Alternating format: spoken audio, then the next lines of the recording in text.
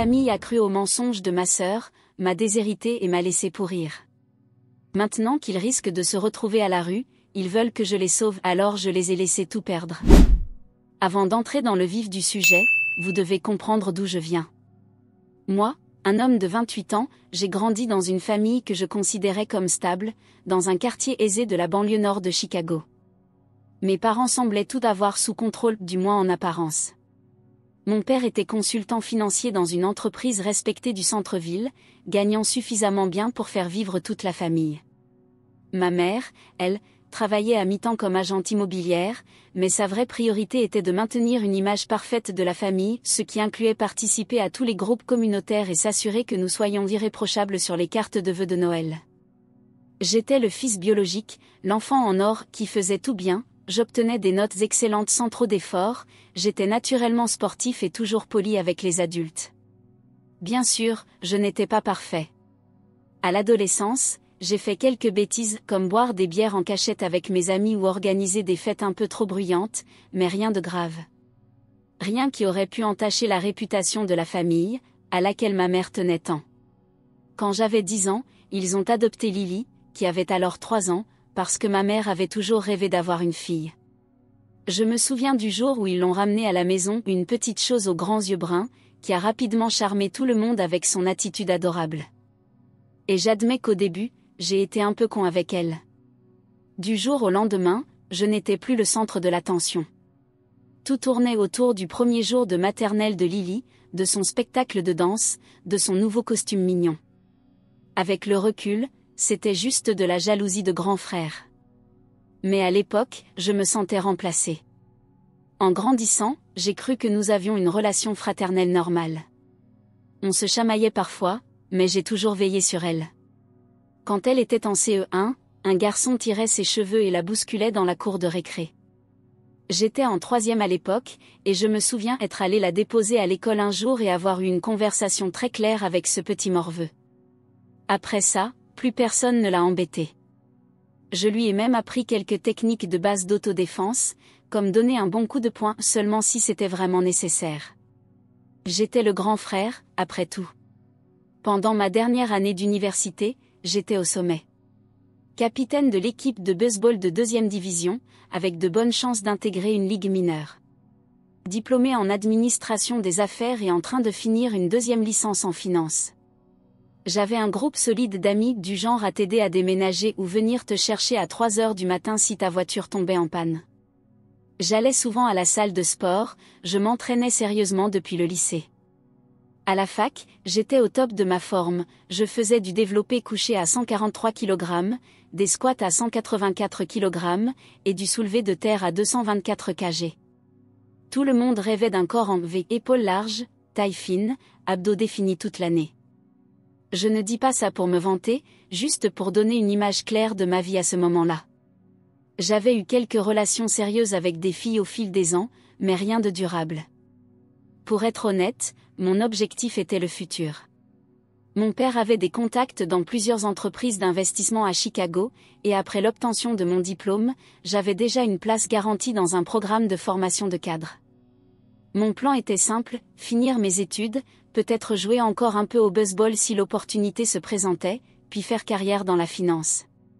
Un jour, rencontrer la bonne personne, me marier, avoir des enfants et vivre le rêve américain. C'était ça, le plan. À cette époque, Lily avait 15 ans et venait d'entrer au lycée. Elle était devenue cette ado artistique et théâtrale, toujours impliquée dans des pièces de théâtre et en train d'exagérer tout. Mais c'est normal à cet âge-là. Elle avait ses propres amis, sa propre vie. Quand je revenais à la maison pendant les vacances, on dînait ensemble et on se racontait nos vies, comme le font les frères et sœurs. Du moins, c'est ce que je pensais. Avec le recul, je vois des signes que j'ai ignorés, comme sa jalousie quand mes parents me félicitaient pour mes réussites au baseball, ses remarques sournoises sur le fait que j'avais la vie facile, ou sa tendance à inventer des histoires rocambolesques à propos de tout et n'importe quoi. Qu'au fil des années, cela s'était répété à chaque fois que je revenais à la maison pendant les vacances. Et moi, j'étais là, debout au milieu du salon, suffocant, avec le cœur qui battait si fort que j'avais l'impression qu'il allait me transpercer la poitrine. Tout ce que je pouvais dire, c'était C'est faux. C'est un mensonge. Je ne lui ai jamais fait de mal, jamais. Mais personne ne m'écoutait. C'était comme si j'étais devenue invisible ou pire, un monstre. Sors de cette maison, hurla ma mère. Tu n'as plus de place ici. Tu n'es plus mon fils. Mon père ouvrit la porte d'entrée et me regarda droit dans les yeux. Si tu es encore ici dans 5 minutes, j'appelle la police. J'ai tenté une dernière fois. Papa, tu m'y connais. Tu sais que je ne pourrai jamais. Tu nous as tous trahis. Sors. Maintenant. Je suis sortie, les jambes tremblantes, incapable de comprendre ce qui venait de se passer. J'ai démarré ma voiture sans savoir où aller. C'était comme si toute ma vie s'était effondrée en une soirée. Dans les jours qui ont suivi, j'ai reçu une lettre de leur avocat m'indiquant que j'étais formellement déshéritée. On me retirait tout, le soutien financier de mes parents, mon nom sur le testament, même les affaires que j'avais laissées chez eux. C'était comme si j'étais mort pour eux. J'ai pensé à aller à la police pour porter plainte pour diffamation, mais qu'est-ce que j'avais, à part ma parole contre celle d'une adolescente brisée et traumatisée? J'ai consulté un avocat. Il m'a dit, très honnêtement. Même si c'est un mensonge, ce genre d'accusation te poursuit toute ta vie. Tu pourrais gagner au tribunal, dans des années. Mais d'ici là, tu auras tout perdu. Et il avait raison. Mon entrée dans le programme de formation a été annulée sans explication. Certains de mes amis ont cessé de répondre à mes messages. On me regardait bizarrement quand je retournais à la salle de sport, alors j'ai arrêté d'y aller. J'ai trouvé un petit appartement et pris un boulot de nuit dans un entrepôt, juste pour payer le loyer. Pendant 3 ans, j'ai vécu dans l'ombre, isolée, en essayant de me reconstruire. Petit à petit, j'ai refait ma vie. J'ai déménagé dans un autre État, changé de nom légalement, et j'ai lancé ma propre entreprise de marketing numérique. Je n'avais plus personne, mais au moins, j'avais la paix. Et puis, un jour, un email de ma mère. Lily a avoué. Elle a menti. On veut te parler. Je n'ai rien ressenti. Pas de soulagement. Pas de rage. Juste un vide glacé. Il voulait s'excuser, bien sûr. Me dire qu'il regrettait de m'avoir rejeté, qu'ils ne savaient pas quoi croire, qu'ils étaient perdus. Et surtout, ils voulaient de l'aide. Ils avaient tout perdu. Mon père avait pris sa retraite trop tôt et avait fait de mauvais investissements. Ma mère avait quitté son emploi. Lily avait coupé les ponts avec eux, et ils étaient au bord de la ruine, proches d'être expulsés. Ils voulaient que je les aide financièrement. Je leur ai répondu simplement. Je vous ai supplié de me croire. Vous m'avez laissé pour mort.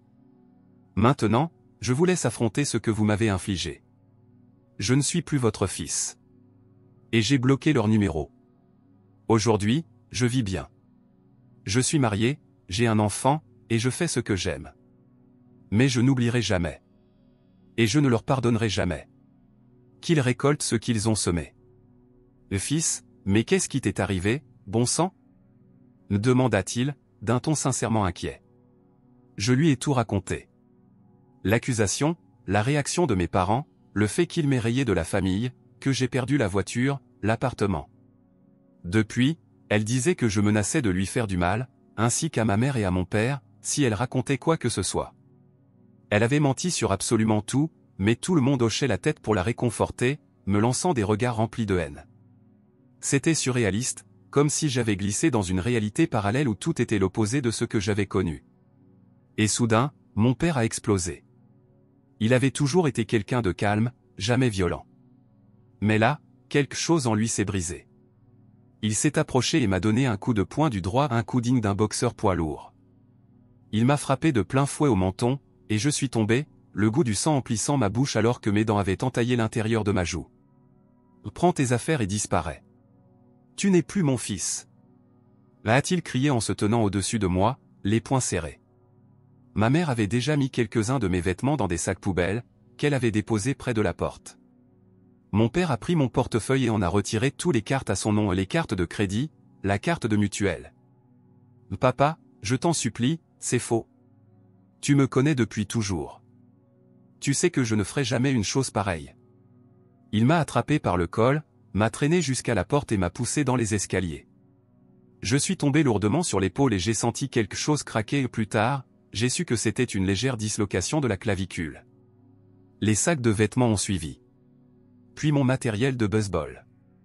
Si tu t'approches encore une fois de notre famille, je te détruis moi-même, a-t-il lancé en claquant la porte derrière lui. Je suis resté là, assis sur la pelouse, le visage en sang, l'épaule en feu, alors que les voisins regardaient la scène depuis leur fenêtre. Toute ma vie venait de s'effondrer en moins d'1 heure.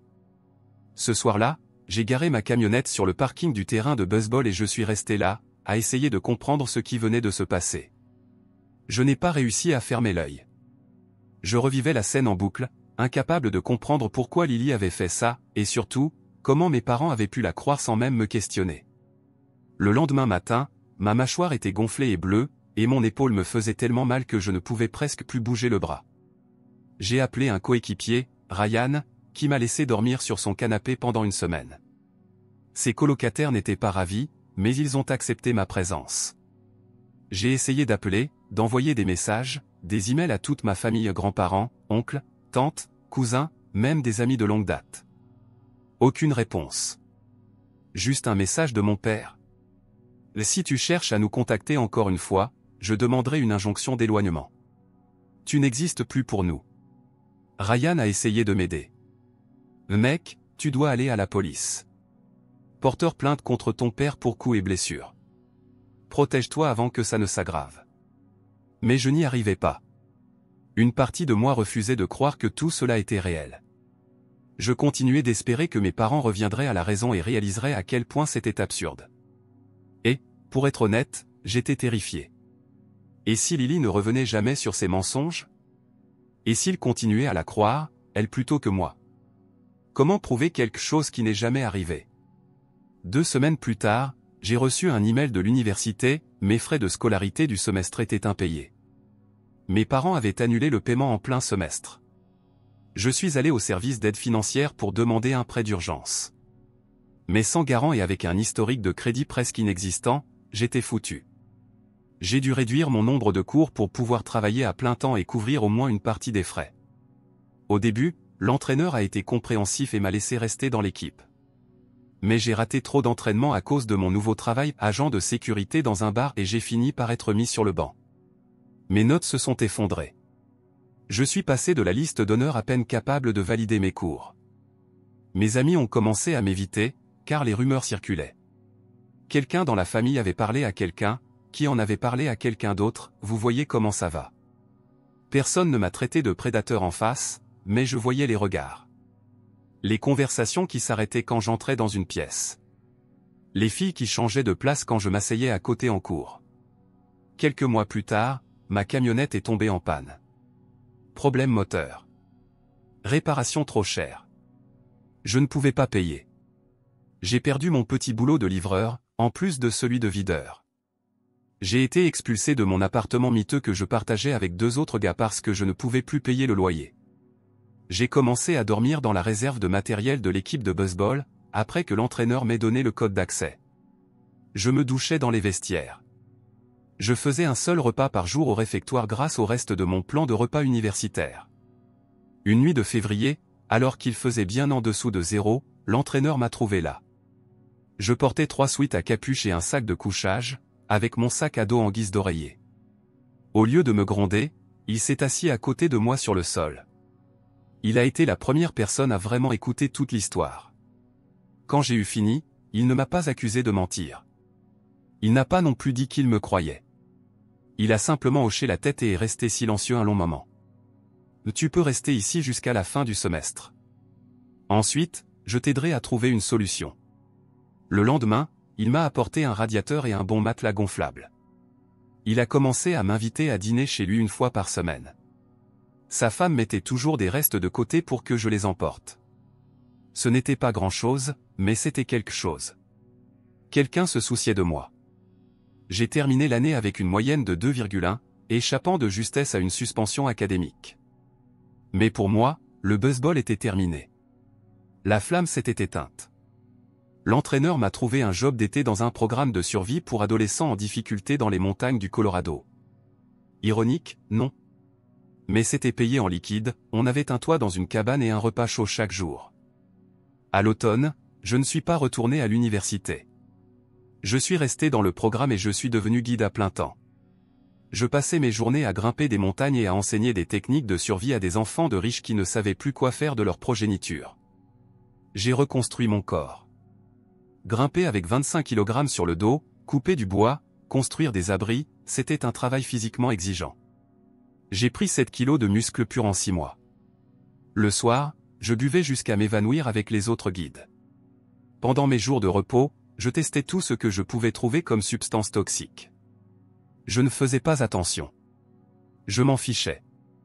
Je cherchais juste à engourdir la douleur de savoir que ma vie d'avant était morte et enterrée. Un jour, un autre guide est mort dans un accident d'escalade, un accident que j'aurais pu éviter si je n'avais pas été en gueule de bois. Le directeur du programme m'a convoqué. Jake, t'es l'un de nos meilleurs guides.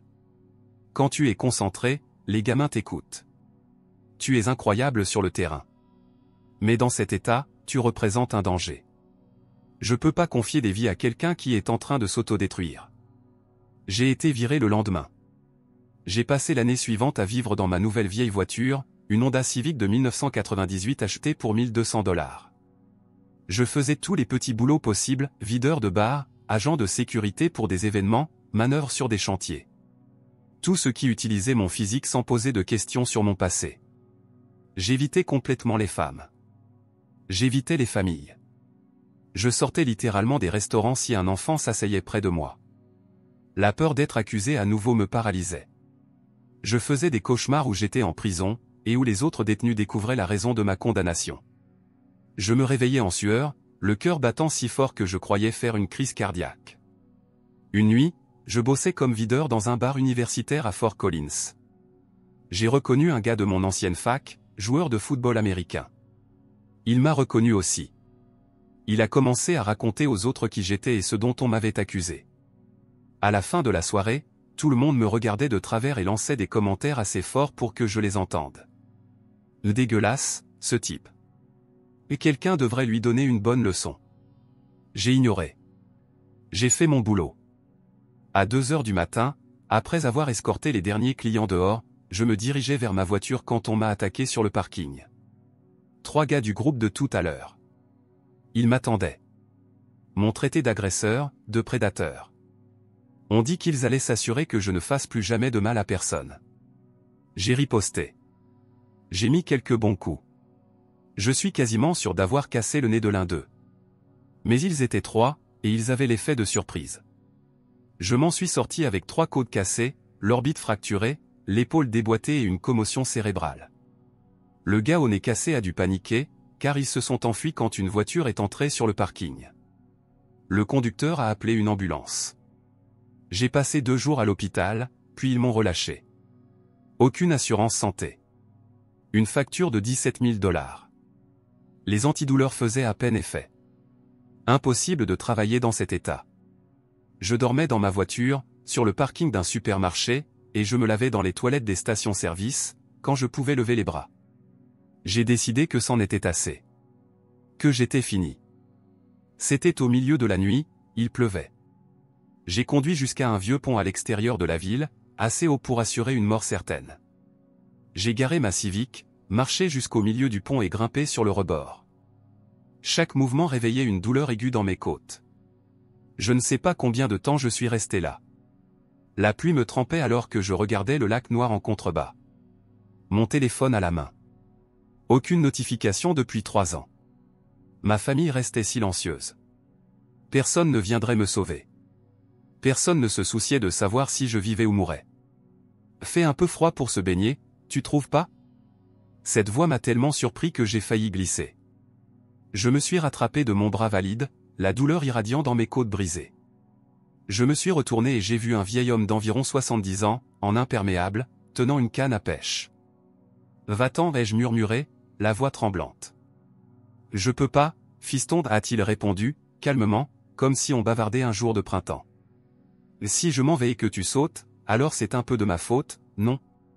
Ce n'est plus juste ton problème maintenant. C'est aussi le mien depuis que je t'ai vu. C'est comme ça que la vie fonctionne. Il s'est approché, sans agressivité, avec assurance. Je m'appelle Franck. Retraité des marines. J'ai vu pas mal d'hommes au bord du gouffre. Tu veux me dire ce qui t'a mené du mauvais côté de cette rambarde? Tu ne comprendrais pas. L'essai. Je ne sais pas pourquoi, mais je lui ai tout raconté. L'accusation, mon expulsion, les 3 dernières années. Peut-être parce que je pensais que j'allais mourir bientôt. Peut-être parce que c'était un inconnu qui ne me traitait pas comme un monstre. Peut-être parce qu'il y avait quelque chose dans ses yeux qui me rappelait mon grand-père, le seul membre de ma famille qui m'aurait cru, s'il n'était pas atteint de démence. Quand j'eus terminé, il hocha simplement la tête. Comme mon entraîneur l'avait fait. Et puis il dit quelque chose que je n'ai jamais oublié. « Fiston, tu as porté ce fardeau seul trop longtemps. Pose-le pour une nuit. Viens manger un plat chaud, mettre des vêtements secs, et demain on parlera avec l'esprit plus clair. Pourquoi vous aideriez quelqu'un comme moi? Vous ne savez même pas si je dis la vérité. » Les yeux de Franck étaient vifs, même dans l'obscurité. Je lis les visages des hommes depuis 50 ans en temps de guerre comme en temps de paix. Soit tu dis la vérité, soit tu es le meilleur menteur que j'ai jamais rencontré. Dans tous les cas, la mort est définitive. Le dîner, non. J'aurais pu l'ignorer. J'aurais pu sauter quand même. Parfois je me demande pourquoi je ne l'ai pas fait. Mais quelque chose dans sa conviction, dans son calme au milieu de ma tempête, m'a convaincu de revenir du bon côté de la rambarde. La maison de Franck était petite, mais ordonnée. Tout avec une précision militaire. Les livres bien rangés sur les étagères, les chaussures alignées à la porte. Il m'a offert des vêtements secs ayant appartenu à son fils, mort en Afghanistan 10 ans plus tôt. Il m'a ordonné de prendre une douche chaude pendant qu'il préparait à manger. Cette nuit-là, j'ai dormi sur le canapé de Franck. Vraiment dormi. Pour la première fois depuis des années, ou du moins, c'est ce que j'ai ressenti. Le matin suivant, il a préparé le petit déjeuner d'œufs, bacon, et un café si fort qu'il aurait pu ressusciter un mort. Ensuite, il m'a proposé un emploi. Il m'a dit qu'il possédait une petite agence de sécurité privée, qui assurait la protection de dirigeants, la sécurité d'événements et d'autres missions spécialisées pour des clients fortunés. On a besoin d'un gars jeune, costaud, qui suit les ordres et sait la fermer. Vous me feriez confiance pour ça? L'ai-je demandé. Vous venez à peine de me rencontrer. J'étais sur le point de me tuer. Franck me regarda droit dans les yeux. Parce qu'un homme poussé au bord du gouffre, qui choisit de revenir en arrière, a quelque chose pour lequel ça vaut la peine de vivre même s'il ne le sait pas encore. Et parce que si tu me trahis, je saurai exactement où te trouver. Pendant les 6 mois suivants, j'ai habité dans la chambre d'amis de Franck tout en travaillant pour sa société. Il était strict, réveil à 5 heures pour l'entraînement, règles fermes, et 0 alcool la veille du boulot. Il m'a forcé à aller voir un médecin pour mes blessures. Il a tout payé de sa poche, en disant que je le rembourserais quand j'irais mieux. Mais il était juste. Le salaire était bon. Il m'a appris les finances, les investissements, comment m'habiller et me comporter devant les clients, et comment redevenir un professionnel. Il a aussi insisté pour que je fasse une thérapie, avec un vieux camarade à lui du Vietnam, spécialisé en ESPT. Au début, j'ai résisté, mais Franck n'acceptait jamais le non comme réponse. T'as pris un sale coup, fiston. Pas seulement physiquement. Si tu veux continuer à bosser avec moi, va falloir remettre ta tête en ordre. La thérapie m'a aidé. Petit à petit, j'ai compris que ce n'était pas ma faute, que je ne méritais pas ça, et que je n'étais pas irrémédiablement brisé. Après 6 mois, j'ai réussi à économiser assez pour me prendre un petit appart à moi, rien de luxueux, mais propre et sûr. J'ai commencé des cours en gestion dans un collège communautaire et obtenu quelques certifications en sécurité. Franck est devenu comme le père que j'avais perdu. Il ne m'a jamais poussé à recontacter ma famille. Ne m'a jamais conseillé de laver mon nom. Il disait seulement « Certaines batailles ne valent pas le coup. Concentre-toi sur la guerre, bâtir une vie que personne ne pourra t'enlever. » Après 1 an à travailler avec Franck, il m'a désigné pour superviser la sécurité de l'inauguration de la galerie d'art de sa nièce. Il a dit que c'était un service pour sa sœur, mais aujourd'hui je comprends qu'il organisait une rencontre. Sophie n'était pas ce que j'attendais.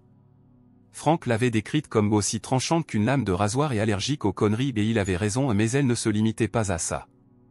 Elle était belle d'une façon peu conventionnelle, grande et athlétique, avec des yeux verts perçants qui semblaient lire dans votre âme. Ses cheveux foncés, coupés de façon asymétrique, encadraient élégamment son visage. Ce n'était pas une beauté de magazine, mais elle avait une présence qui attirait l'attention rien qu'en étant là. On ne s'est pas entendu tout de suite. Elle a supposé que j'étais juste un autre gorille de la sécurité sans cervelle. Et moi, je l'ai prise pour une snob du monde de l'art. Pendant l'événement, je l'ai entendu expliquer une peinture abstraite à un acheteur potentiel et rouler des yeux dès qu'il est parti sans acheter.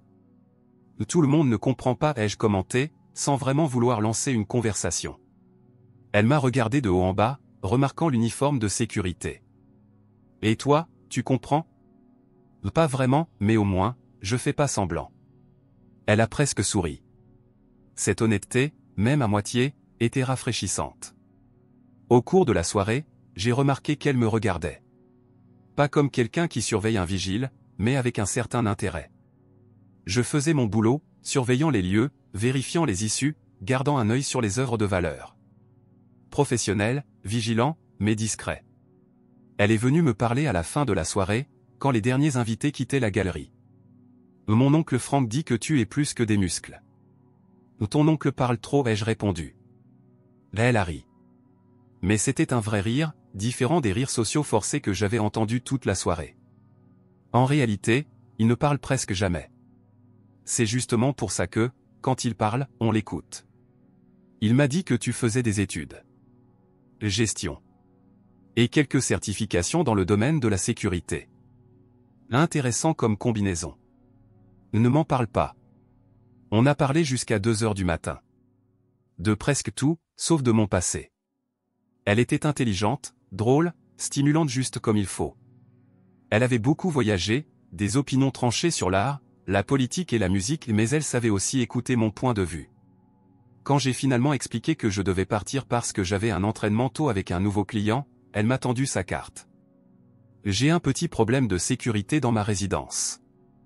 Les serrures doivent être changées. Peut-être que tu pourrais me faire une petite consultation. C'était une excuse évidente. Et malgré ça, j'ai accepté. Cette consultation s'est transformée en dîner, puis en soirée cinéma, et finalement en week-end passés ensemble. Sophie était différente de toutes les personnes avec qui j'étais sorti. Très indépendante, dévouée à sa carrière, mais vulnérable dans les moments de silence. Elle aussi avait été blessée, bien que d'une manière différente de la mienne parce que la douleur reconnaît la douleur. Pendant des mois, j'ai évité de parler de ma famille. Quand elle posait des questions, j'inventais des histoires vagues. Je disais que mes parents étaient morts dans un accident de voiture, que j'étais fils unique. Sophie sentait que je cachais quelque chose, mais elle ne me mettait pas la pression. Mais Frank, lui, a insisté pour que je dise la vérité. Cette fille est en train de tomber amoureuse de toi, m'a-t-il dit un jour au travail, alors qu'on préparait la sécurité d'un événement et toi aussi tu es en train de tomber amoureux d'elle. Elle mérite de connaître la vérité avant que ça aille plus loin. Il avait raison. Alors, un soir pendant le dîner chez moi, je lui ai tout raconté. Toute l'histoire. Horrible du début à la fin. Je m'attendais à ce qu'elle parte, qu'elle me regarde autrement, qu'elle commence à douter que Lily ait menti. Mais à la place, elle a pris ma main au-dessus de la table et elle a dit « Merci de m'avoir fait confiance. Je te crois. » À part Frank, personne ne m'avait jamais dit ces 3 mots. J'ai fondu en larmes là, à table, comme un enfant. Elle m'a simplement pris dans ses bras et m'a laissé tout sortir. 2 ans après notre rencontre, je lui ai demandé sa main et j'ai fait tout comme il faut, à genoux, au même endroit où on avait eu notre premier vrai rendez-vous, avec la bague à la main et le cœur battant la chamade. C'est Frank qui l'a menée à l'hôtel, puisque son père était décédé des années auparavant. On a acheté une petite maison dans un quartier calme. On a commencé à construire une vraie vie. J'ai terminé mes études, je suis devenu associé dans l'entreprise de Frank. On a fait grandir les affaires de la sécurité locale à des contrats régionaux, puis nationaux. On s'est forgé une réputation de professionnalisme et de discrétion. La carrière artistique de Sophie a décollé. Ses œuvres ont été exposées dans de grandes galeries, vendues à prix élevés. On parlait d'avoir des enfants. J'étais enfin heureux. Enfin en paix. Les cauchemars devenaient moins fréquents. Je pouvais être près d'enfants sans paniquer. J'ai même retrouvé quelques amis de fac qui étaient revenus vers moi après avoir entendu une partie de la vraie histoire par des connaissances communes. ma vie d'avant semblait lointaine, comme si elle avait appartenu à quelqu'un d'autre. Je pensais encore à ma famille. Je me demandais s'ils avaient un jour douté de l'histoire de Lily. S'ils avaient un jour regretté ce qu'ils m'avaient fait. Mais j'avais accepté que ce chapitre était clos. J'avais une nouvelle famille désormais. Des gens qui m'avaient choisi, qui me soutenaient. Et ça suffisait. Du moins, c'est ce que je croyais. C'était un mardi banal de mars. J'étais dans mon bureau à étudier des protocoles de sécurité pour un événement organisé par un client milliardaire, PDG d'une entreprise de technologie, qui devait assister à une conférence et demander une protection discrète. Mon assistante m'a appelé par l'interphone. « Monsieur, il y a un appel sur la ligne 1. » La femme n'a pas voulu donner son nom, mais elle dit que c'est une urgence familiale. Ma première pensée a été Sophie ou Franck. « Passez-moi l'appel. » J'ai décroché. « Allô, ici Jake. » Ce n'est pas mon vrai prénom. Silence. Puis un sanglot. Jake, c'est maman. Mon corps s'est glacé. Je n'avais pas entendu sa voix depuis 7 ans. J'ai voulu raccrocher. J'ai voulu hurler. Mais je n'ai pu dire que. « Qu'est-ce que tu veux ? » « S'il te plaît, ne raccroche pas, elle a supplié. On doit te parler. C'est important. On ne s'est pas parlé depuis 7 ans. Rien ne peut être aussi important. Ma voix était glaciale. Lily a avoué qu'elle avait menti. Elle a tout inventé. Le monde s'est arrêté. 7 ans de souffrance. Je parle d'un nouveau départ depuis zéro. De rêves brisés, de crises de panique, de thérapie. Tout ça à cause d'un mensonge. Je savais que c'était un mensonge, mais l'entendre avouer. Jake, tu es là. J'ai raccroché. Je suis sorti du bureau. J'ai demandé à mon assistante d'annuler tous mes rendez-vous et je suis allé directement chez Franck. Quand je lui ai raconté, il a simplement hoché la tête et dit. « Que veux-tu faire ? » Je ne sais pas. Si, tu sais. Tu ne sais juste pas si c'est la bonne chose à faire. Il avait raison. Une part de moi voulait les ignorer, les garder loin de ma vie à jamais. Une autre avait besoin de réponses. De vérité, face à face. Sophie ressentait la même chose quand je lui en ai parlé ce soir-là. Tu as besoin d'une forme de clôture, dit-elle. Quoi que tu décides, je suis avec toi. Et Jake, ça ne change rien entre nous. Je suis toujours là, quoi qu'il arrive. Pendant 2 semaines, j'ai ignoré les appels et messages de ma mère, de mon père, et même de proches qui m'avaient coupé de leur vie des années plus tôt. J'en ai parlé avec mon thérapeute. Oui, j'ai un thérapeute. Et je n'ai aucune honte à l'admettre. Finalement, j'ai compris que je devais les affronter mais à mes conditions. J'ai envoyé un message à ma mère. Un lieu public. Le café sur Main Street. Dimanche, 14h.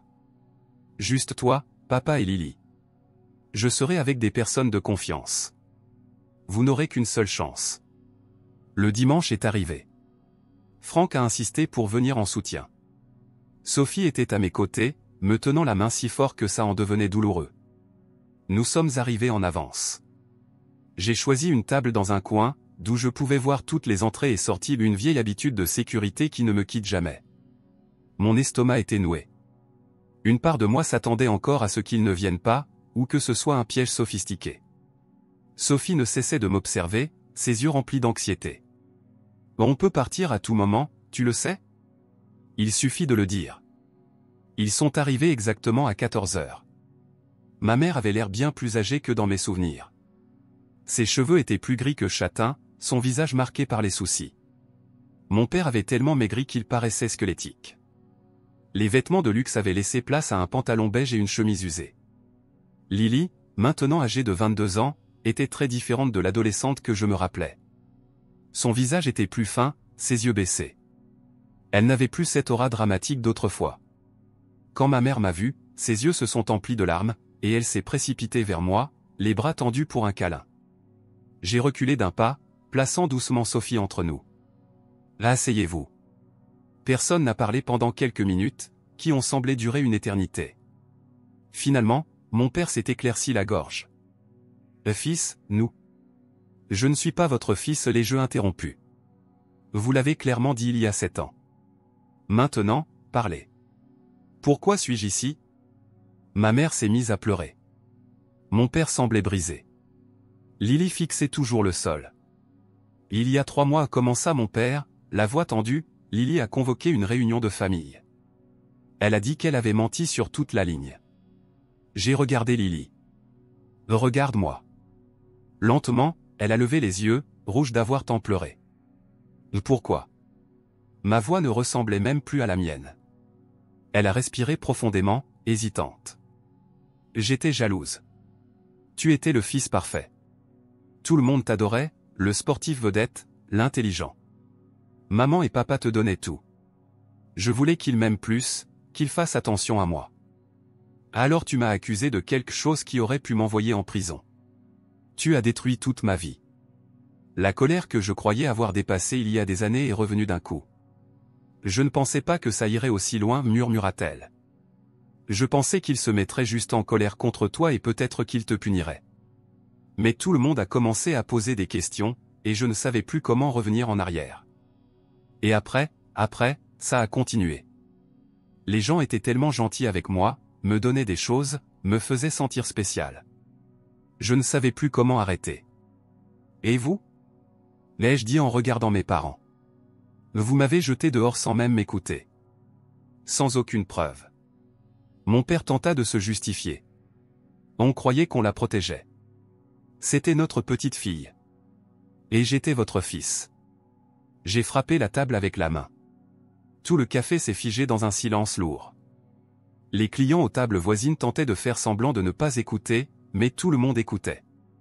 Je n'étais même pas à la maison pendant le 4 juillet, comme elle l'a affirmé. J'étais à un tournoi de baseball à Denver, et il y avait des photos sur tous les réseaux sociaux. Vous avez même vérifié? Ma mère mit la main sur sa bouche. Mon père devint livide. Vous savez ce qui m'est arrivé après que vous m'ayez expulsé? Ma voiture est tombée en panne. J'ai perdu mon appartement. J'ai dormi dans le local à matériel de l'équipe. J'ai failli mourir de froid après m'être fait tabasser par des gens qui avaient entendu des rumeurs. Je me suis retrouvé debout sur un pont, prêt à sauter, parce que la famille qui était censée m'aimer avait cru au pire sans me poser une seule question. J'ai sorti mon téléphone. Je leur ai montré des photos de moi avec un œil au beurre noir et la lèvre ouverte après la bagarre au bar. Une photo où j'étais émacié, prise à l'époque où je vivais dans la rue. J'ai aussi montré les documents de l'hôpital sur mes blessures. J'étais votre fils. Ma voix s'est brisée. Sophie a serré ma main.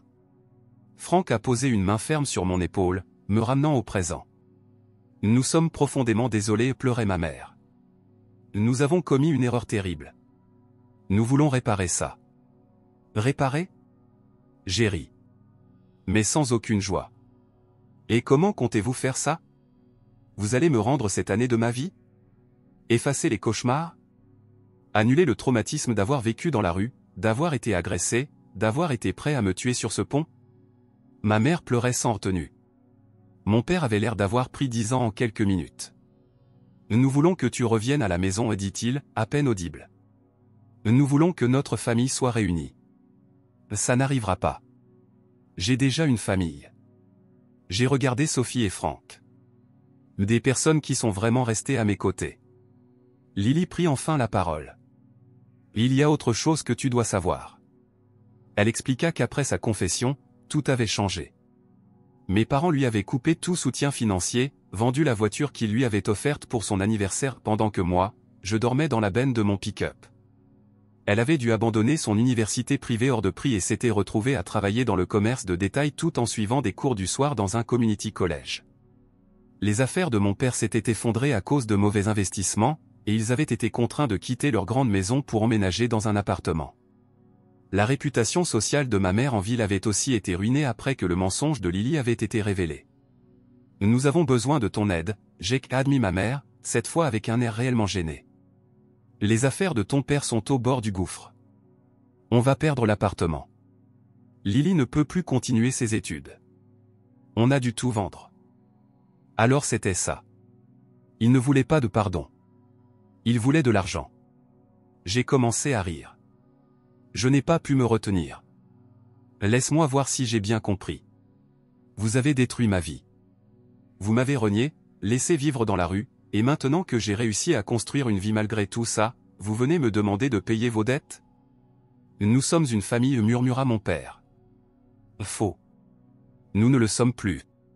Je me suis levé. Vous avez fait un choix il y a 7 ans. Maintenant, vous allez vivre avec. S'il te plaît, supplia Lily, des larmes coulant sur ses joues.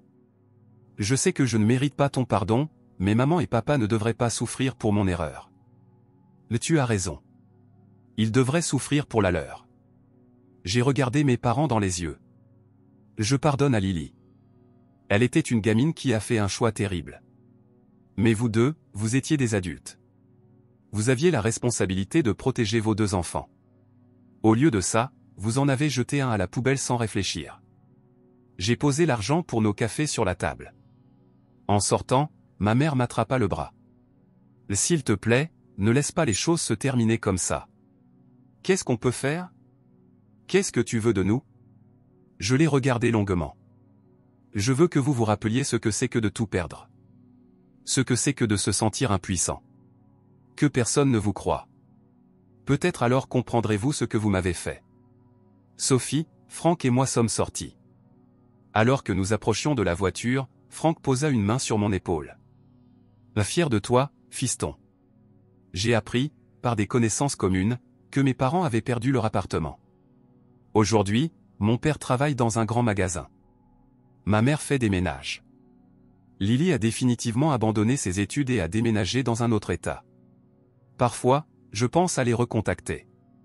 Sophie dit que ce serait la dernière étape de ma guérison, le pardon. Pas pour eux, mais pour moi.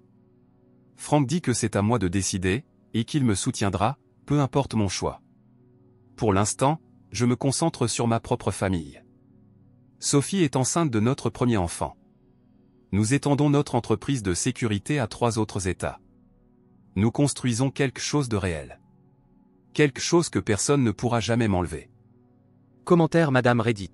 Et pour tous ceux qui ont déjà été injustement traités ou qui se sont sentis seuls au monde, sachez qu'il existe une issue, et que votre douleur ne définit pas qui vous êtes.